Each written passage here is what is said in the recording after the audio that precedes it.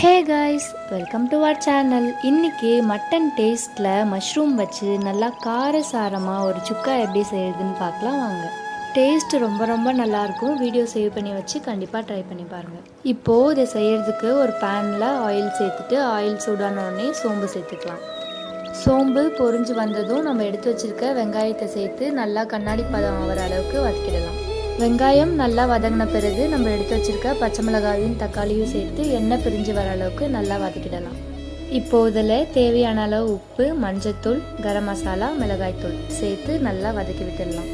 மிளகாய்த்தூளில் இருக்க பச்சை வாசனை போன பிறகு நம்ம வாஷ் பண்ணி கட் பண்ணி எடுத்து வச்சுருக்க மஷ்ரூம் இதில் சேர்த்துக்கலாம். இப்போது இந்த மசாலா கூட மஷ்ரூமை நல்லா கலந்து விட்டுடலாம். ஃபைனலாக எண்ணெய் பிரிஞ்சு வர ஸ்டேஜில் பெப்பர் சேர்த்துக்கலாம். லாஸ்ட்டாக கொத்தமல்லி இலை சேர்த்துக்கலாம். நம்மளோட சேனல் பிடிச்சிருந்தா லைக் பண்ணுங்கள், ஷேர் பண்ணுங்கள், மறக்காமல் சப்ஸ்கிரைப் பண்ணுங்கள். தேங்க்ஸ் ஃபார் வாட்சிங்.